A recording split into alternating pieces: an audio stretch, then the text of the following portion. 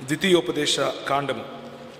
ప్రభు ఈరోజు మనతో మాట్లాడుతూ ఉన్నప్పుడు ప్రభు ఒకవేళ నా వైపు నుంచి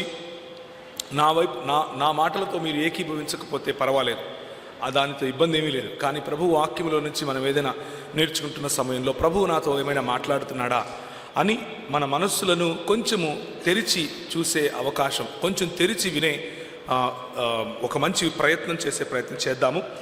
ద్వితీయోపదేశ కాండం 33వ అధ్యాయం. ఇశ్రాయేలు నిర్భయముగా నివసించును, యాకోబు ఊట ప్రత్యేకింపబడును, అతడు ధాన్య ద్రాక్షారసములు గల దేశములో ఉండును. 28 నుంచి చదువుతున్నాను. అతడిపై ఆకాశము మంచును కురిపించును. ఇశ్రాయేలు నీ భాగ్యము ఎంత గొప్పది! యెహోవా రక్షించిన నిన్ను పోలిన వాడెవడు? ఆయన నీకు సహాయకరమైన కేడెము, నీకు ఔన్నత్యమును కలిగించు ఖడ్గము. నీ శత్రువులు నీకు లోబడినట్లుగా వారు వేషము వేయుదురు, నీవు వారి ఉన్నత స్థలములను త్రొక్కుదువు. ప్రియమైనటువంటి దేవుని సంగమా, ప్రభు మనకిచ్చినటువంటి ఆధిక్యత, ఇశ్రాయేలు నీ భాగ్యము ఎంత గొప్పది అని ఇచ్చినటువంటి ఆధిక్యత. మన ప్రభువు నిన్న మనం చూసుకుంటున్నట్లుగా ద్వితీయోపదేశ కాండం 6:4లో మనల్ని ఎన్నుకున్నటువంటి మన ప్రభువు అద్వితీయుడు, ఆయనను పోలిన వాడు ఇంకొకడు లేడు. ఆయన ఎన్నుకున్నటువంటి ప్రజలమైన మనము కూడా మనల్ని పోలిన ప్రజ ఇంకొకటి లేదు అన్న విషయాన్ని ఆయనే స్వయంగా చెబుతూ ఉన్నాడు. ఇశ్రాయేలు నీ భాగ్యం ఎంత గొప్పది! నువ్వు సామాన్యుడివి అని నువ్వు అనుకుంటున్నావు, నువ్వు సామాన్యమైన ప్రజవు అని అనుకుంటున్నావేమో. యెహోవా రక్షించిన నిన్ను పోలినవాడు ఇంకెవడు లేడు. ఆయన నీకు సహాయకరమైన కేడెము, నీకు ఔన్నత్యమును కలిగించు ఖడ్గము. నీ శత్రువులు నీకు లోబడినట్లుగా వారు వేషం వేస్తారు.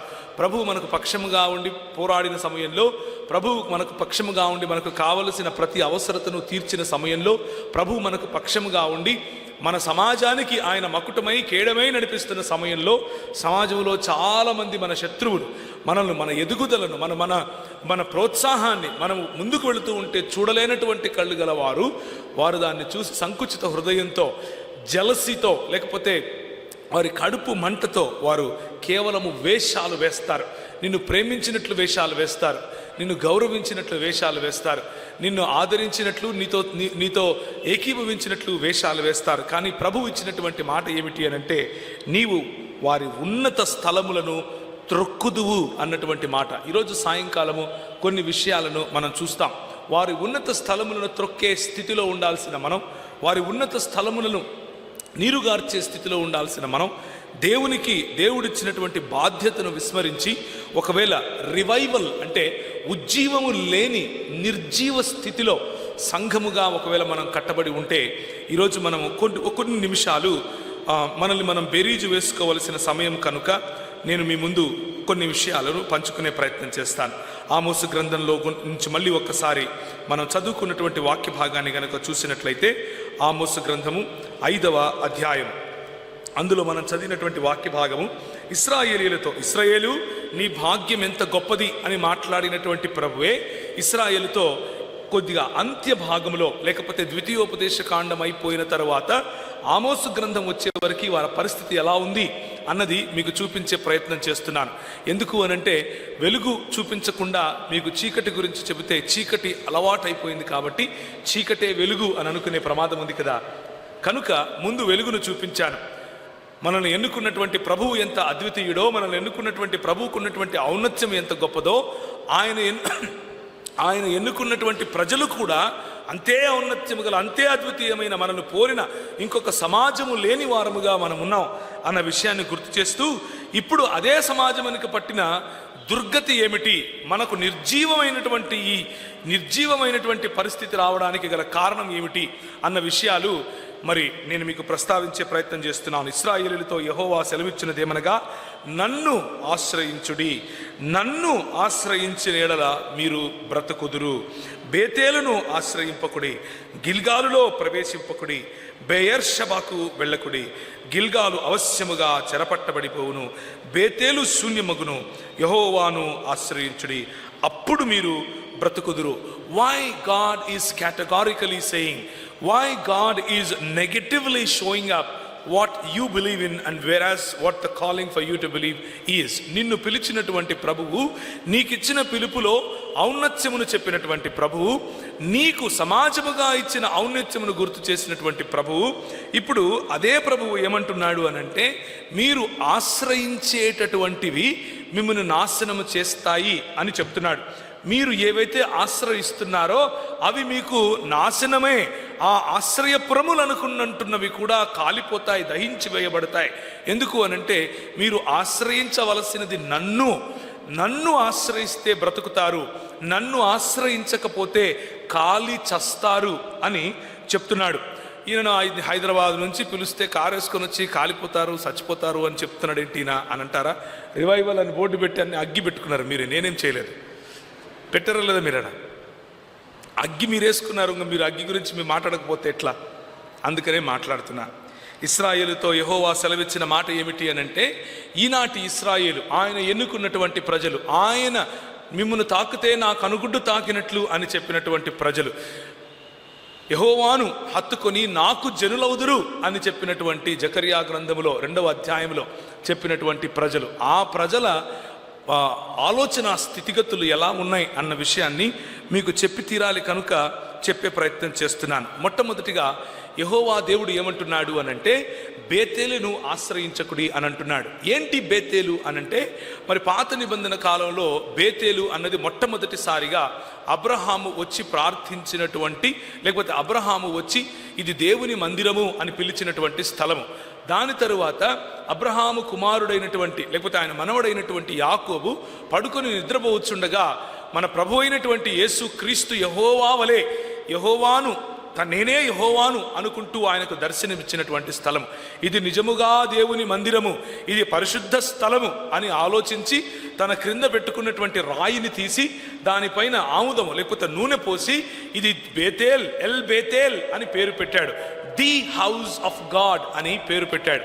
ఆ ప్రాంతాన్ని మెల్లిమెల్లిగా దేవుని స్థలముగా ప్రజలు మార్చారు. ఆ ప్రాంతానికి మెల్లిమెల్లిగా టెంకాయలు, పూలదండలు, ప్రదక్షిణాలు, దాని చుట్టూ తిరగడాలు, కిందపడి దొల్లడాలు మొదలైనవి మొదలైపోయాయి. ప్రదేశానికి ఇచ్చినటువంటి ప్రాముఖ్యతను ప్రభు అంటున్నాడు, I despise it, I hate if you replace me with a place. If you replace me, నాకు ప్రత్యామ్నాయంగా ఒక ప్రదేశాన్ని ఎన్నుకుంటే, అది నా మందిరము అని నేను ఒప్పుకున్నా సరే, దాన్ని మీరు ఒప్పుకుంటే, దాన్ని మీరు ఆశ్రయిస్తే చస్తారు అని చెప్తున్నాడు. మీ ఊర్లో మరి ఎన్ని ఇలాంటి బేతేళ్ళు ఉన్నాయో నాకు తెలియదు, కానీ ప్రపంచవ్యాప్తంగా ఉన్న బేతేళ్ళు మాత్రం చాలా ఉన్నాయి. మా అమ్మకు ఒక బేతేలు ఉంది. ఆమె అంటే ఇప్పుడు కాదు, ఒకానొక సమయంలో, నేను ఇప్పటి వరకు నీకు చెప్పినటువంటి మాటలు ఆదికాండము 12వ అధ్యాయము 8వ వచనంలో మీరు చూడవచ్చు బేతేలు గురించినటువంటి వివరణ. అలాగే ఆదికాండము 13వ అధ్యాయము 3 నుంచి 4 వరకు చూడొచ్చు. అలాగే ఆదికాండము 28వ అధ్యాయంలో కూడా యాకోబుకు ప్రభువైన యేసు క్రీస్తు కలిసినటువంటి ఆ బేతేలు అన్నటువంటి ప్రాంతాన్ని కూడా మీరు గమనించగలరు. అయితే ఈనాటి క్రైస్తవులకు కూడా కొన్ని బేతేళ్లు ఉన్నాయి. మా అమ్మ మమ్మల్ని చిన్నప్పుడు వేలాంగని ప్రాంతానికి తీసుకుని వెళ్ళేది అని నిన్న రాత్రి చెప్పారు, గుండు కొట్టించుకోవటానికి. అదొక రకమైన బేతేలు. కానీ పరిశుద్ధమైన బేతేళ్ళు కూడా కొన్ని ఉన్నాయి. అవేంటి అనంటే, మా అమ్మ మేము ఇంటర్మీడియట్కి వచ్చే వరకు మేము చేసే అల్లరి పనులు తట్టుకోలేక, 10th క్లాస్లో మేము చేసేటటువంటి భయంకరమైన పనులు తట్టుకోలేక, ఆమె యవ్వనస్తుల ఒక ప్రోగ్రాంలో జాయిన్ అయింది. ఈ యవ్వనస్తుల ప్రోగ్రాంలో ఇంత డబ్బు అని కట్టాలి, మార్గదర్శి చిట్ ఫండ్లో కట్టినట్టుగా కొంచెం చిట్ ఫండ్ కట్టాలి. చిట్ ఫండ్ కడితే మన కోసం ప్రార్థన చేసేవాళ్ళు ప్రత్యేకంగా ప్రార్థన చేస్తారనమాట. మనకు బర్త్డే వచ్చినప్పుడు ఫోన్ చేసి హ్యాపీ బర్త్డే చెప్తారు. ఇది ఆ ప్రోగ్రాంకి ఉన్నటువంటి మెయిన్ కారణం, లేకపోతే మెయిన్ ఉద్దేశ్యం అనమాట. మా అమ్మ ఏం చేసేది అని అంటే, ఒకానొకసారి ఉదయాన్నే లేచిన తర్వాత మా అమ్మంది, ఒరే లేరా మనం పోతున్నామంది. ఎక్కడికి మా అని అడిగాను. మనము దేవుణ్ణి చూడటానికి వెళ్తున్నామంది. నాకు అర్థం కాలేదు, మనకు అంత మతం గురించి పెద్దగా తెలియదు కదా. నేను ముందే చెప్పాను మీకు, ఈరోజు ఉదయం కూడా చెప్పాను కదా. అబ్బా ఎక్కడికో వెళ్తున్నామేమో అనుకున్నాను, రెగ్యులర్గా వెళ్ళే వేలాంగనికి ఏమో అనుకున్నాను. కాదు, బస్సు వెళ్ళింది, కోయంబత్తూరు దగ్గర ఆగింది. చక్కటి మేఘాలు, మంచి వాతావరణం, కొండలు ఎటు చూసినా, కొంచెం చలి ఉంది అక్కడక్కడ.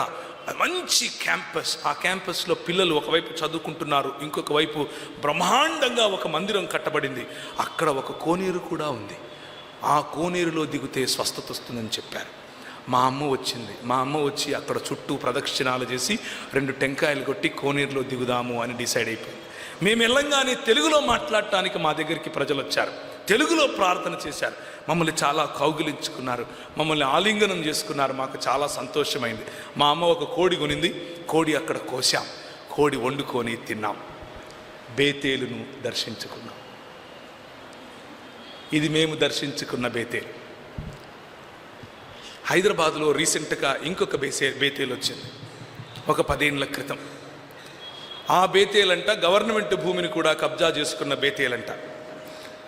ఇంకొక బేతేలు వచ్చింది హైదరాబాద్లో. ఈ బేతేలు పొద్దున ఒక చోట, సాయంత్రం ఒక చోట ఉంటుంది. ఇంకొక బేతేలు విశాఖపట్నం నుంచి వచ్చింది. ఫ్లైట్లో ఒక ఆయన వచ్చి ఆయన ఎక్కడ నిలబడితే అదే బేతేలు అని చెప్తున్నాడు.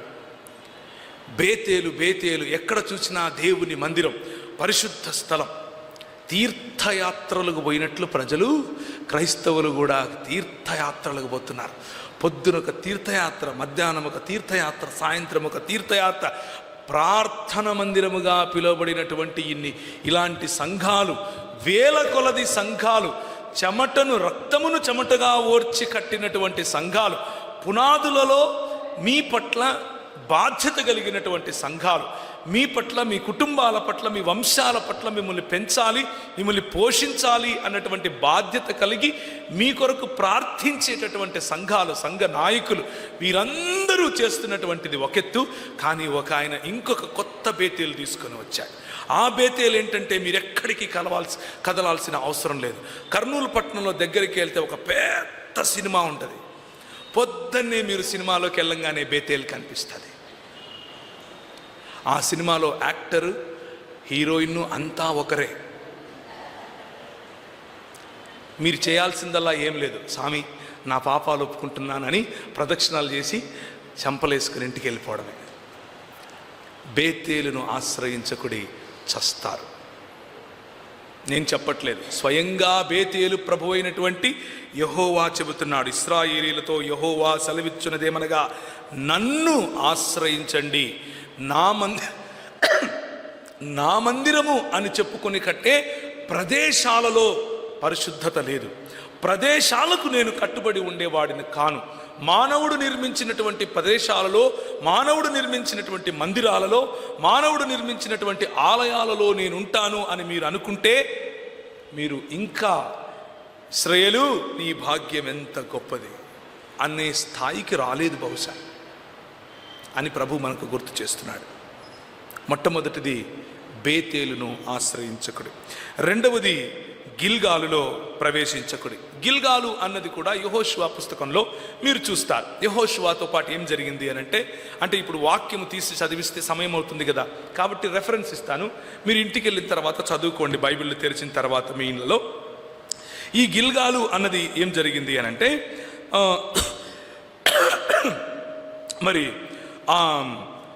యెహోషువ వస్తున్నాడు. 4వ అధ్యాయంలో 19 నుంచి తర్వాత 5వ అధ్యాయంలో 12 వరకు ఈ తంతు అంతా జరిగింది. యెహోషువ ఎదుట ఒక నది నడుస్తూ ఉంది, యోర్దాను నది. అది భయంకరమైనటువంటి నది, లేకపోతే లోతైనటువంటి నది. ప్రవాహము బాగా ఎత్తుగా ఉంది. ఈ యోర్దానును దాటాలి. యోర్దానును దాటకపోతే వీరు కనానులో ప్రవేశించలేరు.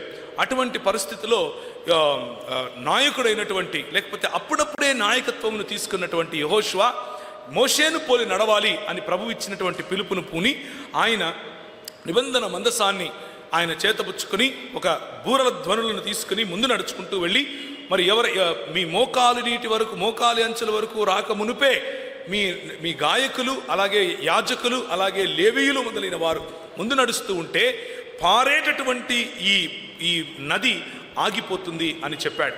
అయితే కానీ నది పారిపోతుంది సరే, నది ఆగిపోతుంది సరే, ఆ తర్వాత మనం దాటిన తర్వాత ఏం చేయాలి అన్నటువంటి ఆలోచనలో వీళ్ళు పడ్డారు. అయితే యెహోషువ ఒక మాట చెప్పాడు. ఆ మాట చదువుదామా? యెహోషువ గ్రంథము 4వ అధ్యాయం. యెహోషువ గ్రంథము 4వ అధ్యాయం. వారితో ఇట్లను, యోర్దాను నడుమనున్న మీ దేవుడైన యెహోవా మందసమును మొదట దాటిపోయి ఇశ్రాయేలీల గోత్రముల లెక్క చొప్పున ప్రతివాడును ఒక్కొక్క రాతిని తన భుజము మీద పెట్టుకొని తేవలెను. ఇక మీదట మీ కుమారులు ఈ రాళ్ళు ఎందుకని అడిగినప్పుడు మీరు యెహోవా మందసము ఎదుట యోర్దాను నీళ్లు ఏకరాశిగా ఆపబడెను, అది యోర్దానును దాటుచుండగా యోర్దాను నీళ్లు ఆపబడెను గనుక ఈ రాళ్ళు చిలకాలము వరకు ఇశ్రాయేలీయులకు జ్ఞాపకార్థముగా ఉండునని వారితో చెప్పవలెను, అది మీకు ఆనవాలై ఉండును. ఆనవాలు అన్నదాన్ని అండర్లైన్ చేసుకోండి. చిహ్నము అని అర్థం దానికి. ప్రభువు చేసిన గొప్ప కార్యములకు చిహ్నము. ఆనవాలుగా ఉండేట్లుగా ప్రతి గోత్రము ఒక రాయిని భుజము మీద పెట్టుకొని రావాలి అని చెప్పాడు. భుజం మీద మోదరు రావడం అంటే పెద్దగా ఉంటుంది అని అర్థం. అంటే కనీసం ఇంత ఎత్తు ఇంతలా ఉంటేనే భుజం మీద పెట్టుకుంటారు కదా, లేకపోతే జేబులో పెట్టుకొని వస్తారు. సో భుజం మీద పెట్టుకొని వచ్చేంత రాయి మీరు తీసుకొని రావాలి అని చెప్పినప్పుడు వీళ్ళందరూ ఏం చేశారు అని అంటే ఒక్కొక్క గోత్రానికి చెందిన ఒక్కొక్కరు తూచా తప్పకుండా, ఇలాంటి ఆనవాళ్ళు మనం మర్చిపోం కదా, చాలా బాగా చేస్తాం. అంటే మనం ఏదైనా చెయ్యాలి అని మతం చెబితే అబ్బా మనల్ని మించినోడే ఉండడు, చాలా బాగా చేస్తాం తూచా తప్పకుండా. ఇప్పుడు మన పంతులు చెప్తూ ఉంటారు కదా, 21 రోజు ఇది చేసి ఆ తర్వాత ఇలాంటి ప్రదక్షిణం చేస్తే ఇలా జరుగుతుంది అంటే, నేను బయట పంతుల గురించి అనట్లేదు, మన పంతుల గురించి మాట్లాడుతున్నాను కదా. సో వీళ్ళు కూడా ఏమనుకున్నారు, అబ్బా మనకేదో ఉంది ఇక్కడ అని అనుకుని రాళ్ళు ఎత్తుకొని తీసుకుని వచ్చారు. పర్పస్ ఏంటి ఈ చిహ్నానికి, ఈ ఆనవాళ్ళకు పర్పస్ ఏమిటి? మీ కుమారులు అడుగుతారు, మీ పిల్లలు అడుగుతారు, మీ పిల్లలకు కూర్చున్నప్పుడు, లేచినప్పుడు, నడిచినప్పుడు యెహోవా గురించినటువంటి ఆయన ఇచ్చినటువంటి ఆజ్ఞలను చెప్పండి అన్నటువంటి నియమాన్ని గుర్తు చేయటం కోసం. నిన్న మీకు చెప్పాను నియమం ఏమిటి? Knowledge transferring of the knowledge is the purpose of every blessing, every promise and every commandment that God gave. దేవుడిచ్చిన ప్రతి ఆజ్ఞ, దేవుడిచ్చిన ప్రతి ఆశీర్వాదం, దేవుడిచ్చిన ప్రతి చేయమని చెప్పిన ప్రతి మాట కూడా ప్రజలకు పంపాలి, ప్రజలలో నేర్పించాలి. కూర్చున్నప్పుడు ముఖ్యంగా మన పిల్లలకు నేర్పించాలి. అదే నియమాన్ని ఇక్కడ కూడా వినియోగించి ఈయన అంటున్నాడు, మీరు తీసుకొని రండి, తీసుకొని వచ్చి మీ 12 రాళ్ళు తీసుకొని వచ్చి చుట్టూ ఇలా పెడతాం, ఒక వేది లేకపోతే ఒక బలిపీఠములాగా తయారు చేస్తాం అని చెప్పారు. సరే అని చెప్పి అందరూ వెళ్ళి తీసుకొని వచ్చి దాని చుట్టూ పెట్టారు. చుట్టూ పెట్టి ఆ తరువాత మెల్లిమెల్లిగా ఏమైందో తెలుసా, దాని చుట్టూ దండలు, ప్రదక్షిణాలు మొదలైనవి అన్నీ మొదలైపోయాయి. దీన్నే ఏమంటారు అనంటే, ఇచ్చిన సంకేతాన్ని ఇచ్చిన దేవునికి ప్రతిగా వాడటం. మనకు ఒక అనుభవం దేవుడిచ్చాడు. ఏంటా అనుభవం? రాళ్ళు నీళ్లు జలరాశిలాగా అలా నిలిచిపోయాయి, మేము నడుస్తూ వచ్చాం. దానికి సూచనగా, దానికి ఆనవాలుగా ఈ రాయి తీసుకొని వచ్చాం అని చెప్పటానికి, పిల్లలకు ఏం కమ్యూనికేట్ చేయటం మొదలు పెట్టారో తెలియదు. కానీ ప్రభు అయిన యేసుక్రీస్తు సమయం కంతా, ఇంకా చెప్పాలి అని అంటే రాజైన హిజ్కియా సమయం కంతా ఇది ఏం తయారైపోయింది అని అంటే, ఇది ఒక పవిత్ర స్థలముగా తయారైపోయింది. గిల్గాలు, మాటిమాటికి గిల్గాలుకి వెళ్ళటం, మాటిమాటికి గిల్గాలు దగ్గర క్యాండిల్ పెట్టడం, టెంకాయలు కొట్టడం, అక్కడ ఊదిబత్తీలు అంటించడం, దాని చుట్టూ ప్రదక్షిణాలు చేయటం, మోకాళ్ళ మీద ఒకడు పోతున్నాడు, దొల్లుకుంటూ ఒకడు పోతున్నాడు, పల్టీలు కొట్టుకుంటూ ఇంకొకరు పోతున్నారు. అక్కడికి వెళ్ళి దాన్ని ఏమంటారు, గొర్రెలు కోస్తున్నారు, మేకలు కోస్తున్నారు, దానికి పండగ చేస్తున్నారు. ఎందుకు అనంటే ఇదే మతం. అంటే ఇదే మతం. ప్రభువు ఇచ్చినటువంటి అనుభవానికి, ప్రభువు ఇచ్చినటువంటి సంకేతానికి ప్రభువు యొక్క స్థానాన్ని ఇవ్వటం. ప్రియమైనటువంటి దేవుని సంఘమా, నిర్జీవమైపోవటానికి సంఘము గల కారణం ఏమిటి అని అంటే, ప్రభువు ఇచ్చినటువంటి అనుభవాన్ని మనము ఆ పాత అనుభవాన్ని ఈరోజు నాకుతూ ఉండటం, ఈరోజు వాసన చూసుకుంటూ ఉండటం, క్రొత్త తాజాగా ఉన్నటువంటి అనుభవాలను మనము పొందుకోలేని పరిస్థితిలో ఉండటం.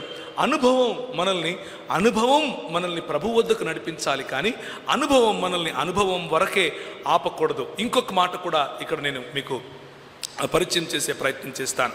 ఈ మాట ఇది జరిగిన తర్వాత, నిబంధన మందసము తీసుకుని వెళ్చిన కారణంగా యోర్దాను నది దానికి నిలబడిపోయింది. ఎరికో కోట గోడలు ఇలా పేకమేడల్లాగా విరిగిపోయాయి. మాకు అక్కడున్నటువంటి వారిపైన విజయం వచ్చింది అని అనుకుంటూ ఉన్న సమయంలో, సమూయేలు గ్రంథంలో ఇశ్రాయేలుకు ఉన్నటువంటి పంచాయతీ, అంటే ఈ పెద్దలు ఒక పంచాయతీ వేసుకున్నారు. ఎందుకు అనంటే, ఫిలిస్తీయులు వచ్చి వీరిని ముట్టడి చేసినప్పుడు వీరు ఓడిపోయారు. అబ్బా ఏంది ఇలా అయిపోయింది. సమూయేలు అప్పటికే అక్కడ ప్రవక్తగా ఉన్నాడు, లేకపోతే వారికి దేవునికి మధ్య న్యాయాధిపతిగా ఉన్నాడు. ఉన్న సమయంలో ప్రవక్తను అడుగుదాం, నాయకుడిని అడుగుదాం, ఆయన దగ్గర సలహా తీసుకుందాం అన్నటువంటి ఆలోచన రాలేదు. వీరు అనుకున్నారు, వీరు పంచాయతీ పెట్టుకుని కూర్చొని ఒక మాట అనుకున్నారు. ఆ రోజుల్లో ఏలీ, సమూయేలు చిన్నవాడు, ఏలీ పెద్దవాడు. ఏలీ కుమారులు ఇద్దరు ఉన్నారు. ఏలీ కుమారులు ఇద్దరు మరి ఈ నిబంధన మందసం వద్దకు రావాలి. ఈ నిబంధన మందసం వద్దకు ఈ నిబంధన మందసాన్ని కాపాడటానికి ఏలీకి మరియు ఆయన కుమారులకు ఇచ్చినటువంటి బాధ్యత. కానీ యెహోషువ గ్రంథంలో జరిగినటువంటిదే మాకు జరుగుతుంది. మేము అదే మా తాతలు చేసినటువంటి మా తాతలు ఏ విధంగా అయితే నిబంధన మందసము కారణంగా మాకు జయమనిచ్చారో మేము అలాగే తీసుకుంటాం అని చెప్పి ఈ యుద్ధ భూమిలోనికి నిబంధన మందసాన్ని ఎత్తుకొని వెళ్ళండి అని చెప్పారు. ఏలీ పాపం చూస్తూ ఉండిపోయాడు. ఎందుకు అనంటే ఒక చోట ఏలీ గురించి ఉంది. ఏలీ స్థూలకాయుడై ఉండెను అన్నటువంటి మాట మనకు కనిపిస్తుంది. ఆ స్థూలకాయం అంటే నడవలేని పరిస్థితి, మాట్లాడలేని పరిస్థితి, నాయకుడై ఉండి నాయకుని పని చేయలేని పరిస్థితి. అది ఏలీ సమస్య కాదు, ఏలీ నమ్ముకున్నటువంటి తన కుమారుల సమస్య, ఏలీ నమ్ముకున్నటువంటి ఇశ్రాయేలు పెద్దల సమస్య. ఇశ్రాయేలు పెద్దలు ఏలీ ఇచ్చేటటువంటి జ్ఞానాన్ని తీసుకోవటానికి ఇష్టపడలేదు. ఇశ్రాయేలు పెద్దలు నాయకులు, మనపై నాయకులుగా ఉన్న వారిని చులకనగా చూశారు. మాకు జ్ఞానం ఉంది, మేము చేస్తాంలే అని అనుకున్నారు. నిబంధన మందసాన్ని తీసుకుని అక్కడి నుంచి బయలుదేరితే అనుకున్నారు మాకు జయం వస్తుందిలే అని అనుకున్నారు. మొదటి సమూయేలు గ్రంథము 4వ అధ్యాయం. దేవుని మందసమును మాట ఇశ్రాయేలు పెద్దలు, యెహోవా నేడు మనలను ఫిలిష్తీయుల ముందర ఎందుకు ఓడించెను? షీలోహులోనున్న యెహోవా నిబంధన మందసమును మనము తీసుకొని మన మధ్య నుంచుకుందుము రండి అని మన మధ్య ఉండిన ఎడల మన శత్రువులలో నుండి మనలను రక్షించును అని అనుకున్నారు. నిబంధన మందసము కాదు, ఆ మందసమునిచ్చినటువంటి ప్రభువు ముఖ్యం అన్నటువంటి సింపుల్ కామన్ సెన్స్ లేకుండా పోయింది.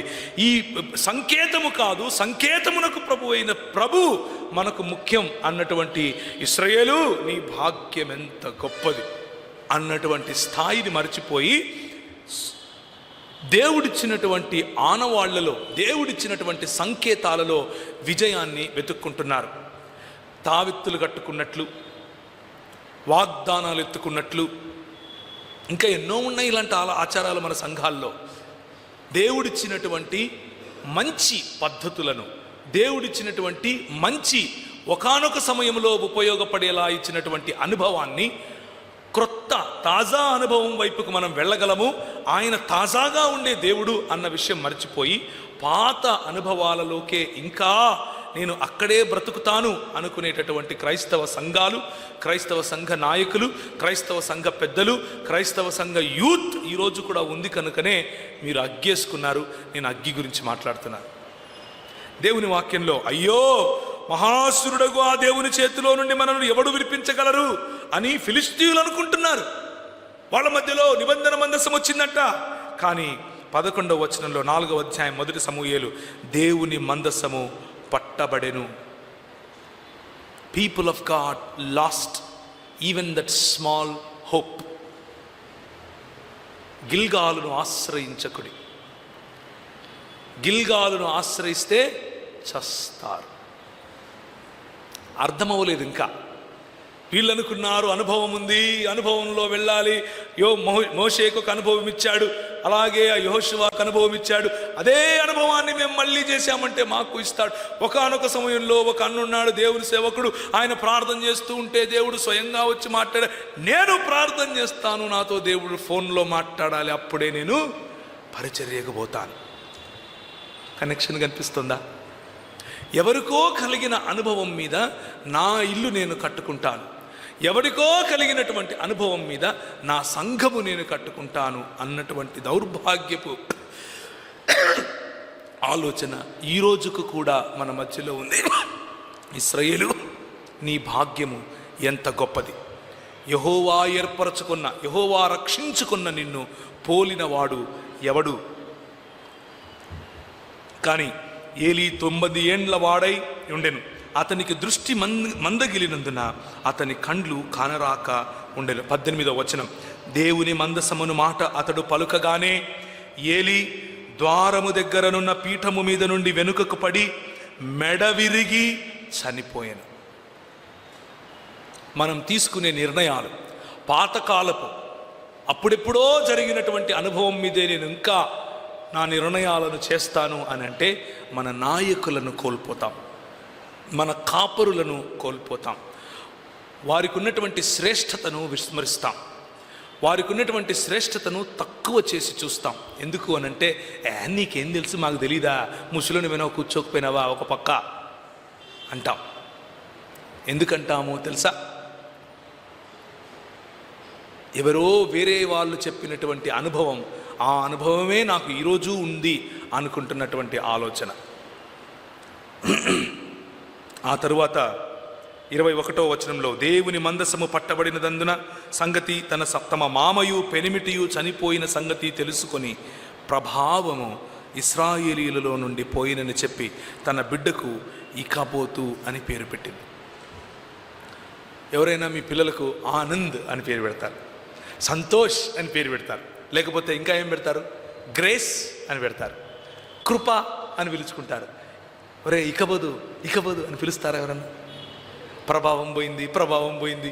తన బిడ్డకు ప్రభావము పెడలిపోయెను అన్న పేరు ఒక తల్లి పెట్టింది అని అంటే ఎంత కృంగిపోయిన మనస్సుతో ఇశ్రాయేలు ఆ మాట పెట్టి ఆ పేరు పెట్టిందో ఆలోచించు. నిబంధన మందసమును విడిచిపెట్టినటువంటి ఏదో అనుభవమును కోరుకుని, ఆనవాళ్లను కోరుకుని దేవుని యొక్క తాజాగా ఉండేటటువంటి ఆయన సన్నిధిని విడిచిపెడితే మన బ్రతుకు ఇకాబోతు అవుతుంది. ప్రభావము వెడలిపోయినట్లుగా మారిపోతాం. అనుభవాల వెంట పరిగెడుతూనే ఉన్నారు. ఒకవైపు పుణ్యక్షేత్రాల వైపు పరిగెడుతూనే ఉన్నారు. హైదరాబాదులో అంతే, కర్నూలులో అంతే, తిరుపతిలో అంతే, ఎక్కడ చూసినా పుణ్యక్షేత్రమే, క్రైస్తవ బాబాల పుణ్యక్షేత్రాలు. ఇంకొక వైపు అనుభవాలు. ఒక ఆయన టచ్ అంటే అవతల నుంచి అట్లా పల్టీ కొడతాడు, ఆయనకి ఎన్ని లెక్క ఏమవుతుందో కూడా అర్థం కాదు. అదే అనుభవం కావాలి పొద్దున్నుంచి సాయంత్రం దాకా. పేతురు అంటాడు, ఏమయ్యా నీకు అర్థం కావట్లేదు, ఏం అనుభవం? మీ అనుభవం నాకు ఒక మాట చెప్పు. అనుభవము ఎప్పటికైనా పరిపక్వత తీసుకొని రావాలి, కానీ అనుభవం నిన్ను చిన్నపిల్లని చేస్తుందా?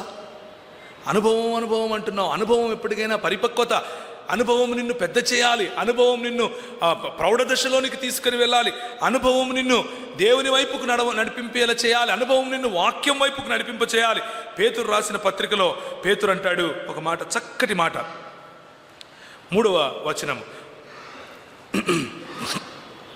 తన మహిమను బట్టియు గుణాతిశయమును బట్టియు మనలను పిలిచిన వాని గూర్చిన అనుభవ జ్ఞానము మూలముగా.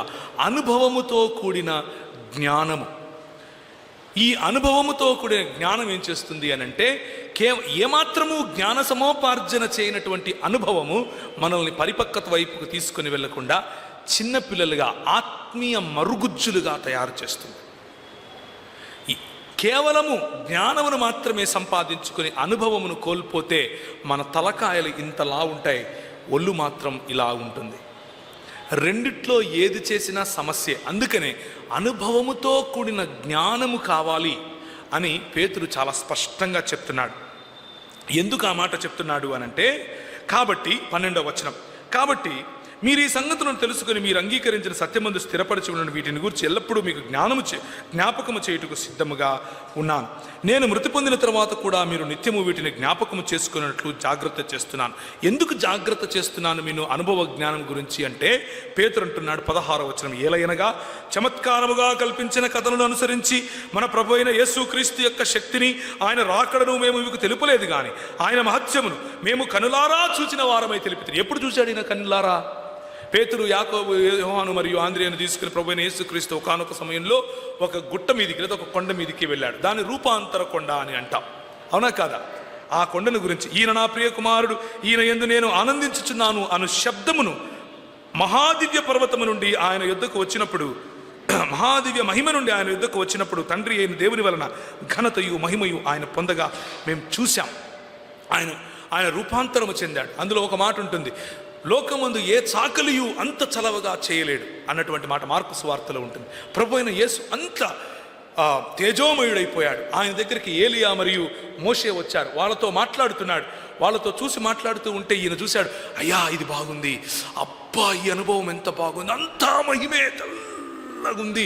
నేను ఆయన స్వరం కూడా విన్నాను, కళ్ళారా చూశాను, ఈడ పర్ణశాలలు కట్టించేస్తానన్నాను, ఇక్కడే ఉండిపోదామన్నాను. ఈ అద్భుతమైనటువంటి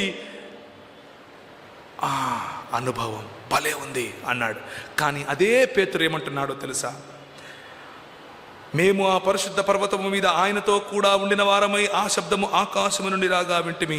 మరియు 19వ వచనం, ఇంతకంటే స్థిరమైన ప్రవచన వాక్యము మనకున్నది. తెల్లవారి వేకువ చుక్క మీ హృదయములో ఉదయించు వరకు ఆ వాక్యము చీకటి గల చోటును వెలుగిచ్చు దీపమైనట్లుగా ఉన్నది. నీ చేతలో ఉన్నటువంటి ఈ 66 పుస్తకాలు ఉన్నటువంటి బైబిల్ గ్రంథము ఈ ప్రవచన వాక్యమును మించినటువంటి, ఈ ప్రవచన వాక్యము తోలివేయలేని చీకటి ఏది లేదు అని తెలుసుకున్నప్పటికీ, ఈ ప్రవచన వాక్యములో దేవుణ్ణి అనుభవించటం, ఆ మధురానుభూతి, ఆయనను సేవించుకోవటంలో ఉన్న అనుభూతిని మర్చిపోయి మనం ఏం కోరుకుంటున్నాం ఇప్పుడు? నువ్వు టచ్ చేస్తే ఇలా అయిపోయింది, నువ్వు ఉంటే చాలు, నువ్వు కౌగిలించుకుంటే చాలు. మన పాటలు కూడా అలాగే ఉన్నాయి ఈరోజు కదా. మన పాటలన్నీ నువ్వు టచ్ చేస్తే చాలయ్యా, నువ్వు ఉంటే చాలయ్యా, నువ్వు తీసుకపోతే చాలు, నేను పల్టీలు కొడతాను, నా ఒళ్ళు గగురుపాటు వస్తుంది, నా వెంట్రుకలు నిక్కపొడుచుకుంటున్నాయి, ఇలాంటి పాటలే ఉంటున్నాయి ఈరోజు. అంటే ఆ పాటలో తప్పు ఉందని నేను అనట్లేదు. నేను అనేది ఏంటంటే అనుభవం అనుభవం అనుభవం వైపుకు మనం పరిగెడుతున్నాం. కానీ అనుభవం కేవలం ఆనవాలు ప్రియులారా. అనుభవం ఎలాంటిది అంటే, మనం ఇక్కడ నుంచి హైదరాబాద్ వెళ్తున్నాం అనుకోండి, హైవే ఎక్కంగానే పైన ఒక మాట రాసి ఉంటుంది. ఏమని రాసి ఉంటుంది? హైదరాబాద్ అని 220 కిలోమీటర్లు అని రాసి ఉంటుంది. అదేంటది? సంకేతం, ఆనవాలు, మనం కరెక్ట్ డైరెక్షన్లో వెళ్తున్నాం అన్న సంకేతం. నేను కారు ఆపేసి ఆ బోర్డు పట్టుకొని హైదరాబాద్లో ఉన్నాను అంటే పోతానా హైదరాబాద్కు? అదే పరిస్థితి. అనుభవాలు నిన్ను ముందడుగు వేయకుండా ఆపేందుకు, అంటే దేవుడిచ్చినటువంటి అనుభవాలను, దేవుడిచ్చినటువంటి ఆనవాళ్ళను మనము దేవునికి ప్రత్యామ్నాయంగా చేసుకుంటే, ఇదే నాకు కావాలి అని ఆలోచిస్తే, దేవుడిచ్చే ఆశీర్వాదాలను మనం ఆయనకు ప్రత్యామ్నాయం చేసుకుంటే మన బ్రతుకు ఇంతే. గిల్గాలులో ప్రవేశింపకుడి, చస్తారు. ప్రియమైనటువంటి దేవుని సంఘమా, ఆమోసు గ్రంథము 5వ అధ్యాయము ఇంకొక మాట మనం చూద్దాం. బేతేలును ఆశ్రయింపకుడి, గిల్గాలులో ప్రవేశింపకుడి, నన్ను ఆశ్రయించుడి. నన్ను ఆశ్రయిస్తే మీరు బ్రతుకుతారు. నన్ను ఆశ్రయిస్తే మాత్రమే మీరు బ్రతుకుతారు. బెయర్షబాకు వెళ్ళకుడి. ఈ బెయర్షబాలో ఏం జరిగింది మీకు అంటే తెలిసిన విఘ్నులే అందరూ ఉన్నారు కనుక మళ్ళీ ఆది కాండంలోనికి నేను వెళ్ళట్లేదు. బెయర్షబాలో ఏం జరిగింది అని అంటే, ఇస్సాకు గుంతలు తవ్వుతున్నాడు, బావులు తవ్విన చోటల్లా అక్కడున్న వాళ్ళు వచ్చి ఇది మాది అంటున్నారు. ఇస్సాకు వాళ్ళకి ఇచ్చి వెళ్ళిపోతున్నాడు.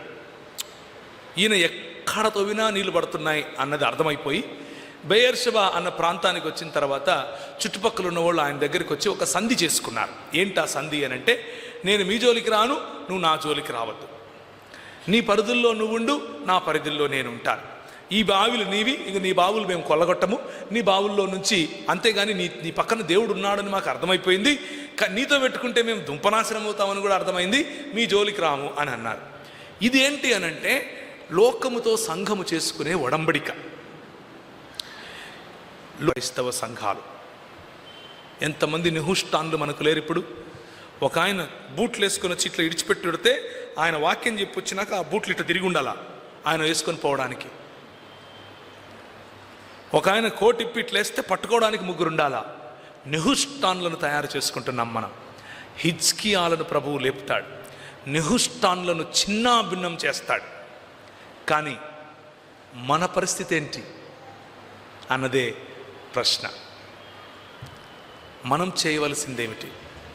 హెబ్రీయులకు రాసిన పత్రిక ముగిస్తాను. హెబ్రీయులకు రాసిన పత్రిక 13వ హెబ్రీయులకు రాసిన 13వ అధ్యాయం. హెబ్రీయులకు రాసిన పత్రిక 13వ అధ్యాయం 7వ వచనం, మీకు దేవుని వాక్యమును బోధించి మీ పైన నాయకులుగా ఉన్న వారిని జ్ఞాపకము చేసుకుని వారి ప్రవర్తన ఫలమును శ్రద్ధగా తలంచుకొనుచు వారి విశ్వాసమును అనుసరించుడి. ప్రియమైనటువంటి దేవుని సంఘమా, క్రైస్తవ సంఘ నిర్మాణం కోసం వారి దేశాలు, వారి సంస్కృతులు, వారి ఇళ్ళు, కొన్నిసార్లు వారి కుటుంబాలు సైతం విడిచిపెట్టి వచ్చి నీ నీడ పడితే నేను చెడిపోతాన్రా అని మన సొంత వాళ్ళు, మన దేశస్థులు అంటే మన దగ్గరికి వచ్చి మనతో గంజి తాగి, మనతో సద్దన్నం తిని, మనతో సంగటి తిని, మనలాంటి దుస్తులు కట్టుకొని వారి పిల్లలతో పాటు మన పిల్లలకు అంటే ఇప్పటి మన తాతలకు, మన ముత్తాతలకు చదువులు చెప్పి ఏదో ఒక రకంగా దేవుని రాజ్య నిర్మాణం కోసం వారి యావత్తూ ధారపోశారు కదా. మనకు ముందు నడిచి మనకు వాక్యోపదేశం చేసిన వారు, మన నాయకులు, వారు నిర్మించినటువంటి సంఘాలు, వారు నిర్మించినటువంటి క్రైస్తవ సంఘాలు, అది బ్యాప్టిస్ట్ మూవ్మెంట్ కావచ్చు, అది లండన్ మిషన్ మూవ్మెంట్ కావచ్చు, అది ఎస్పీసీకే కావచ్చు, అది ఎస్పీజీ కావచ్చు, అది మెథడిస్ట్ కావచ్చు, ఏదైనా కావచ్చు, ఇండిపెండెంట్ సంఘాలలో, ఇటువంటి సంఘాలలో, బ్యాప్టిస్ట్ మూలాలు ఉన్నటువంటి సంఘాలలో, ఆ డిఎన్ఏ ఉన్నటువంటి సంఘాలలో, ఇంత చారిత్రాత్మకమైనటువంటి సంఘాలలో నేర్పుతూ ఉన్న వాక్యములో ఉన్న మాధుర్యాన్ని విడిచిపెట్టి మన పెద్దలు, మన ముందు నడిచినటువంటి మన నాయకులు మన కోసం ప్రార్థించి మనలో నిర్మించాలని వారి జీవితాలను ధారపోసినటువంటి ఆ నాయకులను విస్మరించి, ఆ నాయకత్వాన్ని హేళన చేసి మనము పారా చర్చెస్గా, ఈ చర్చ్గా, ఆ చర్చ్గా సొంత గుంపులు పెట్టుకొని చర్చ్ సంఘాలను చీల్చి మనము బేతేళ్లను కట్టి గిలిగాలకు వెళ్ళిపోయి, లేకపోతే బెయర్షబాతో మనం ఒడంబడిక చేసుకుంటే ప్రభు ఊరికే ఉంటాడా? ప్రభు ప్రశ్నించడా? మనకు రివైవల్ కావాలి, దేవుని వాక్యం మాత్రం వద్దా? అనుభవం కావాలి, దేవుని వాక్యం వద్దా? సంకేతం కావాలి, వాక్యం వద్దా? మనకు నిర్మాణాత్మకమైనటువంటి ఇంత గొప్ప దైవజనులు నడిపించినటువంటి సంఘము, ఆ సంఘములో ఉండాల్సినటువంటి నిబద్ధత, ఆ సంఘములో ఉండాల్సినటువంటి కమిట్మెంట్ వద్దా? మనకు ముందు నడిచినటువంటి మీకు దేవుని వాక్యమును బోధించి మీ పైన నాయకులుగా ఉన్న వారిని జ్ఞాపకము చేసుకోవాల్సిన అవసరత లేదా? ఉంది. మనకు ఈ రివైవల్ లేకపోతే మనలో రావలసినటువంటి ఉజ్జీవం ఏంటో తెలుసా? మన ముందు నడిచినటువంటి మన పెద్దలు చూపించిన మార్గములో తిరిగి కాలు పెట్టడం. మన పెద్దలు ఒక కందుకూరి వీరేశలింగం పంతులను లేపగలిగారు. మన పెద్దలు ఒక గురజాడ అప్పారావును ఇన్ఫ్లుయెన్స్ చేయగలిగారు. మన పెద్దలు ఇలా చెప్పుకుంటూ పోతే భారతదేశ నిర్మాణంలో క్రైస్తవ సమాజము మాత్రమే చేయి పెట్టిందని చెప్పాలి. మిగిలిన వారందరూ వారి కుల సంఘాలు కడుతూ ఉంటే క్రైస్తవ సమాజం కులం అన్న తేడా లేకుండా, మతం అన్న తేడా లేకుండా, లింగ భేదం లేకుండా, ప్రాంత భేదం లేకుండా అందరికీ సామ్యవాదాన్ని, సమానత్వాన్ని నేర్పించగలిగింది. ఈరోజు మనం ఎక్కడున్నాం? కులం వారిగా డినామినేషన్లు విభజించుకొని కూర్చున్నాం. Shame on us. ఈరోజు మనం ఏం చేస్తున్నాం? మన పెద్దలు మనకు పై వస్త్రం కప్పారు. మన పెద్దలు ఒక రోజు నువ్వు తప్పకుండా పని మానాలి అని నేర్పారు. మన పెద్దలు ప్రభువుకు ఇవ్వటం నేర్పారు. మన పెద్దలు దేవుని రాజ్య నిర్మాణం నేర్పారు. మన పెద్దలు నదుల అనుసంధానం నేర్పారు. మొన్నటికి మొన్న రెండు వారాల క్రితం వెంకయ్య నాయుడు గారు, అంటే మన ఉపరాష్ట్రపతి ఇచ్చినటువంటి స్టేట్మెంట్ రాజమండ్రిలో నుండి, నదుల అనుసంధానం ఎప్పుడు జరుగుతుందో అప్పుడు దేశం బాగుపడుతుంది. 200 సంవత్సరాల క్రితమే ఆర్థర్ కాటన్ గారు ఆ దర్శనం చూశారు అంటూ ఒక సామాన్యమైనటువంటి, లేకపోతే ఒక దేశ నాయకుడుగా ఉన్నటువంటి హైందవుడు గుర్తించగలిగాడు. సంఘములో ఎంతమంది మీ పిల్లలకు తెలుసు సార్ ఆర్థర్ కాటన్ గారు ఒక మిషనరీ అని?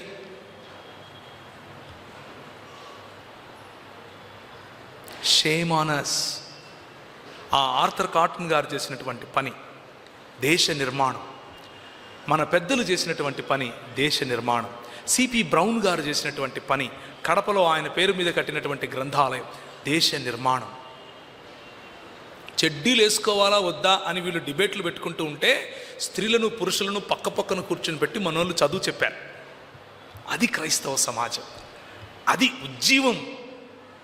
మనకు ఇప్పుడు ఉజ్జీవం అంటే ఏంటంటే మ్యూజిక్ ఉండాలి, డప్పులు బాగా గట్టి కొడితే ఊగిపోవాలి, ఇంటికి పోతే ఉజ్జీవం.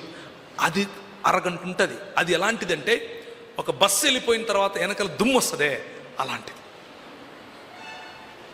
ఒక 5-10 నిమిషాలు, అర్ధ గంటకి ఏమవుతుంది, మళ్ళీ అంతా చల్లబడుతుంది. అది కానీ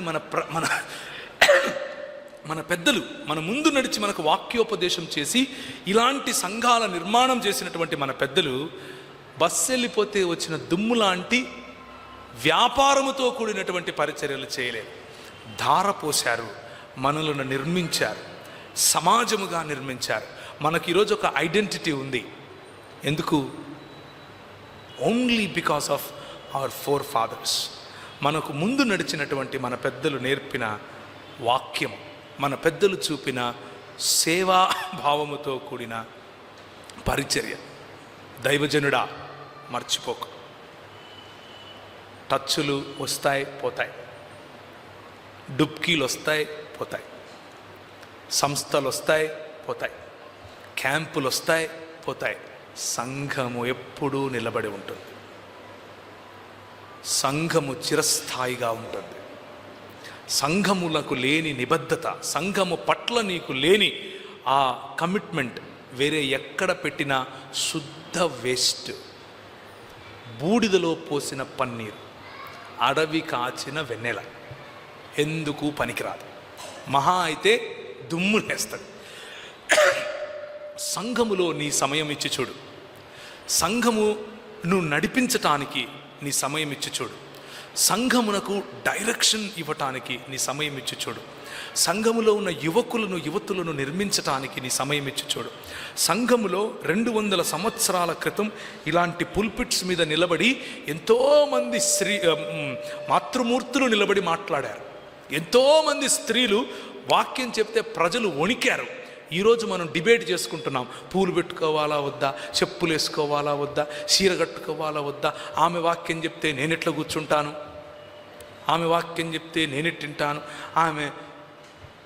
ఇది మనలో మాత్రమే కాదు, జాడ్యం స్త్రీలలో కూడా ఉంది. స్త్రీలకు ప్రధాన శత్రువులు స్త్రీలుగానే ఉంటారు చాలాసార్లు. ఎక్కడి నుంచి వచ్చాయి ఇవన్నీ కూడా మనకు? ఎక్కడి నుంచి మనం తీసుకొచ్చుకుంటున్నాం? మన లాంటి సంఘాలలో, ఇలాంటి ఇవాంజలికల్ సంఘాలలో మొన్న ఒక ప్రశ్న, ఇలాంటి నాకు ప్రశ్న అడుగుతూ ఉంటారు కదా. ఒక అక్క నాకు ఒక ప్రశ్న రాసి పంపించారు. ఏమనంటే, నాకు చాలా రోజుల నుంచి ప్రశ్న ఉంది, నాకు ఇది నేను అడిగి తీరాలి, కొంచెము ఇబ్బంది పడుతున్నాను కానీ అడుగుతాను అంటూ, స్త్రీ ఆమెకు నెలవారీగా వచ్చేటటువంటి నెలధర్మం ఉన్న సమయంలో ఆమె బల్ల తీసుకోవచ్చా అని అడిగింది. What kind of question is this? Where are we getting this? ఎక్కడి నుంచి వస్తున్నాయి ఈ ఆలోచనలు? నువ్వు మతం నేర్పితే కదా ఇలాంటివి వచ్చేది. స్త్రీకి ఉన్నటువంటి నెలధర్మానికి బల్లకు లింక్ ఏంటి? స్త్రీకున్న నెలధర్మం నీకు లేనిది. ప్రభువు ఇచ్చినటువంటి నిన్ను నిర్మించటానికి ప్రభువు ఏర్పరిచిన, ప్రభువు అమర్చినటువంటి ఒక మంచి, లేకపోతే ఒక పరిశుద్ధమైన భౌతిక లేకపోతే శారీరక ప్రక్రియ. ఆ ప్రక్రియను ఉపయోగించుకునే ప్రభువు ఈ లోకానికి వచ్చాడా లేదా? ఆయన కావాలనుకుంటే మీసాలు గడ్డాలు వేసుకుని హ్యాంగ్ మన బాబాల్లాగా వచ్చేయచ్చు కదా. అలా రాలేదు. మాతృమూర్తి గర్భాన 9 నెలలు ఉండి వచ్చాడు. మన మాతృమూర్తులకు స్థలం ఇవ్వలేనటువంటి సంఘాలు, మన మాతృమూర్తుల వాయిస్ వినలేనటువంటి సంఘాలు, నువ్వు ఆడదానివి నువ్వు నోరు మూసుకో అనే సంఘాలు. Where are we getting this idea from? ఎక్కడి నుంచి వస్తున్నాయి? ఉజ్జీవం బస్సు వెళ్ళిపోతే వచ్చే దుమ్ము కాదు. ఉజ్జీవం చిరస్థాయిగా నిలిచిపోయే సంఘ పిల్లర్స్, సంఘములో ఉండాల్సినటువంటి పునాదులు, సంఘములో ఉండాల్సినటువంటి భావజాలం. ఆ భావజాలానికి మ్యూజిక్ అక్కర్లేదు, ఆ భావజాలానికి గొప్ప గొప్ప డప్పులు అక్కర్లేదు, ఆ భావజాలానికి కరాటేలు, ఇక్కడ స్కిట్టులు, ఫలానాలు ఏం అవసరం లేదు. అది అవసరమయ్యేటప్పుడు చేసుకోవచ్చు, పండుగగా బ్రతకచ్చు. కానీ ఆ భావజాలం దేవుని రాజ్యం చిరస్థాయిగా నిలబడుతుంది. నువ్వు ఉన్నా లేకపోయినా నిలబడుతుంది. ప్రశ్న ఏమిటి అని అంటే, నువ్వు నీ భావజాలంలో గిల్గాలుకు, బేతేలుకు, అలాగే దాన్ని ఏమంటారు, బెయేర్షెబాకు ఇచ్చేటటువంటి ప్రాతినిధ్యం బెయేర్షెబాకు ఇచ్చేటటువంటి ప్రాధాన్యత దేవుని రాజ్యానికి ఇస్తున్నావా? దేవుని రాజ్య నిర్మాణానికి ఇస్తున్నావా? దేవుని రాజ్య నిర్మాణానికి ఇస్తే నెహుష్టాన్లను పడద్రోయ్. ఏ నెహుష్టాన్లను పెట్టుకున్నావు? హైదరాబాద్ నెహుష్టానా, దినకర స్వామి నెహుష్టానా? పేర్లు తీసి చెప్పాల్సి వస్తుంది ఈరోజు. ఏ సాములు ఉన్నారు నీ మనసులో? దేవుని రాజ్యాన్ని కూడా ప్రత్యామ్నాయంగా వారు నీ మనసులో మెదలుతున్నారు అని అంటే ఆ భావాలు నీకు, నీ పిల్లలకు నష్టమది. గిల్గాలులో ప్రవేశించకుడి, బేతేలును ఆశ్రయించకుడి, బెయేర్షెబాలో ప్రవేశించకుడి. తలలుంచుకుంటే ప్రార్థించుకుందాం. మనకు అవసరమైనటువంటి కాంటెంపరీ ఈ సమయంలో క్రైస్తవ సంఘాలకు అవసరమైనటువంటి కొన్ని మాటలు మీ ముందుంచే ప్రయత్నం చేశాను. ప్రభు మీతో మాట్లాడుతూ ఉంటే